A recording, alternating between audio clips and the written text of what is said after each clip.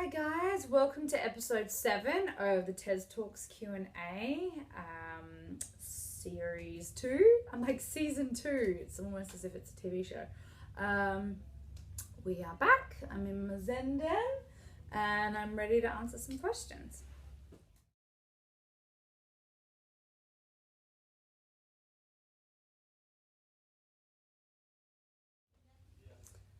My husband just got home. Hi baby!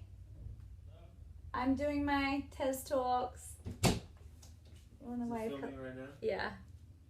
Hi. Hi baby. Hi. Yeah. Love you.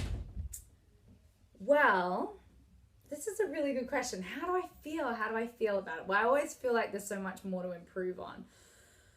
But I feel good. I feel happy. I feel happy and content. I've gotten to a much healthier place in my life, which feels really good.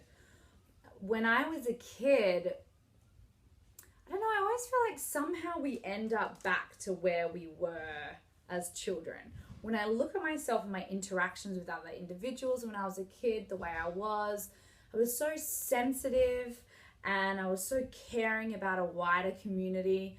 I was also really cheeky, which is like Australian for like silly, naughty. I would try and make people laugh. All of that is still there within me. I'm such a silly person. You guys don't really get to see that side of me, but I am. I'm super silly. And I have found that in myself again. I guess it didn't really go away, but I never had that side of me that I knew was there. And it was when I was a child, I was such a spiritual little girl. I loved the idea of just the universe and something. Sorry, I got a phone call on my iPad. Weird. Okay, anyway, so as a little girl, I just had this beautiful desire to know more about the world, and I was so excited about God and this higher power. And you know, I think at that time my mum was very religious, so I thought that it was, you know, Jesus's dad was God, and that was kind of my belief. But I always went through life knowing that there's something greater than me. And then I kind of lost that for a few years, and I was in this self-exploration when I was a teenager, and I wasn't really being authentic to who my little spirit was at all. I cared about what people thought of me. I was trying very hard to be popular.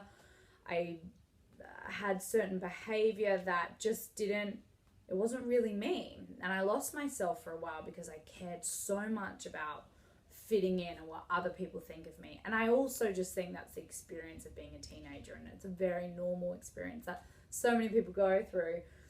And then I get thrust out here to Los Angeles, and it's this world which is so rich in so many experiences. Like, there's so many great things here, but with the industry comes another side to it, which was really confronting for me, where people really would celebrate the physical, the way someone physically looked.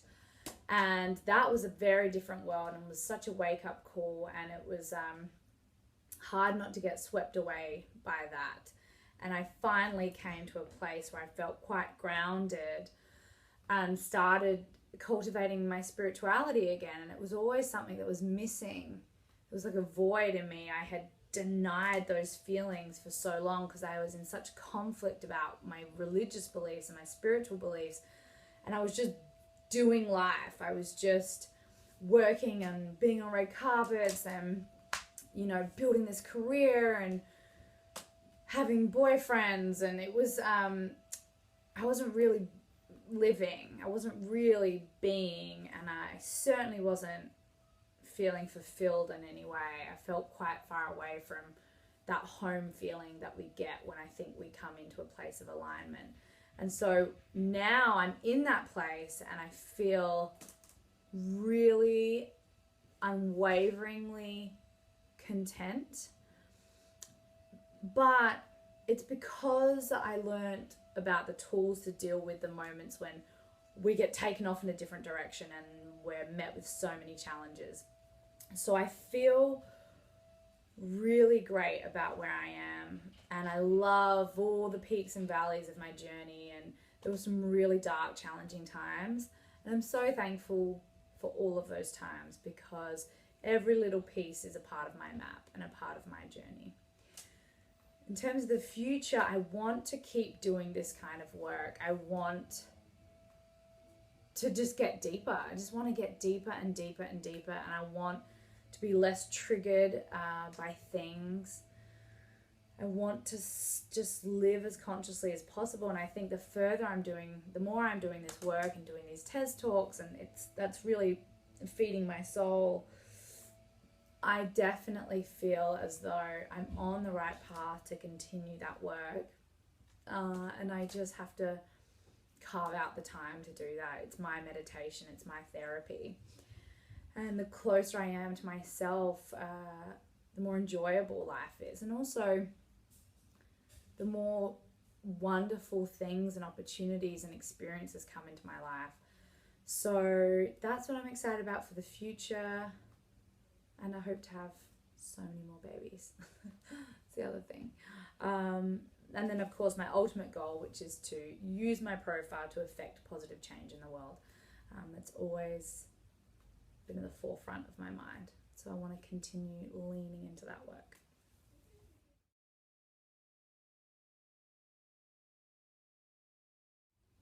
You know what's funny? I'm not a big music listener. When I was younger, I really loved Enya. Enya was that kind of music that I loved. It felt very zen. And I love instrumentals. Brian Eno, you would know his work just listening to soundtracks of movies, and so I do love that sort of stuff, like movie scores. I really love for just a beautiful kind of moving piece of music. In the car when we drive around, and I'm hoping Bodhi's gonna have a nap in the car, we'll put on Brian Eno, this song called An Ending, I think it's called. Or is it Ascending? I don't quite remember here. Let me look it up quickly. Yeah, and then also one of our very good friends is Moby, and which is so funny that we're now friends with him, because I spent so much of my youth listening to him. Brian Eno. Oh, An Ending. Okay, this is the song. This is great. I spent so many years listening to Porcelain and his albums, and I was so moved by it, and the electronic beats, but it's also romantic, and anyway, I love it. And he has become a good friend of ours, and I love his music so much. It's kind of weird, because he's such a good friend of ours. I'm also totally obsessed with his music, but it's very soulful, and that's the kind of music I like to listen to. But mainly, to be honest, when people listen to music in the car, for instance, I'm listening to podcasts or my Blinkist app that I was talking about. That's what I listen to. So I prefer spoken words, I think, rather than music. I've kind of always been that way.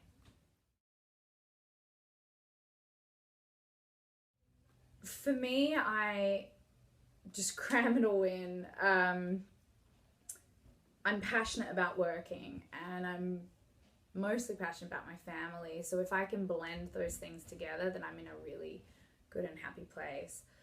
I can do that. I have the ability to do that because of the nature of the work that I'm in. I get to bring my son to work with me, and that is such a luxury and a rarity. I know that most women don't get to bring their babies to work, their children to work. I am hoping that there is a movement towards continuing to embrace working mothers and having childcare at working places, so that you can check in with your child while you're at work. gosh, that would be a dream.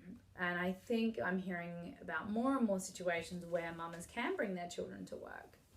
So for me, it's about that, bringing them along, involving them into my life, outside of just being a parent, having them see me in my environment at work, understanding the idea of what work is. So when I say mama has to work, they know what it is because they've been there, they know the people, Bodhi has seen me get my hair and makeup done 1,000 times. I mean, he talks about it all the time. He wants to get his makeup done, he wants to do my makeup.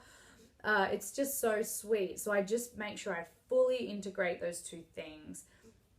And I have a lot of downtime as an actor too. I think even if you shoot, last year I shot 5 movies, which was the most I've ever done in my entire life, and I think the most I will ever do, because I really burnt out at the end of last year doing that. But I still managed to be the mum I wanted to be and do the work I wanted to do, and that was just because I brought them with me, and I made the time. I consciously, in the morning, I made sure I was having really good quality Bodhi time, even if it's like he comes to work, he's in my trailer, we spend the full lunch together without my husband or whatever.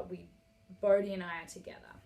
I would just have to be really super organized, just really organized to balance it all. And it's worked so far.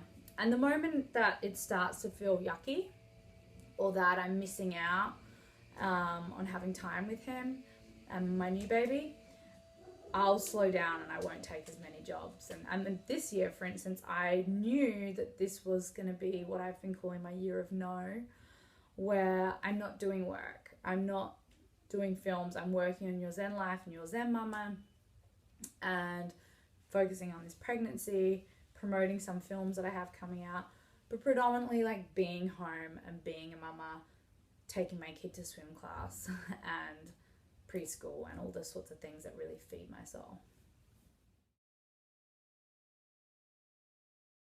One word: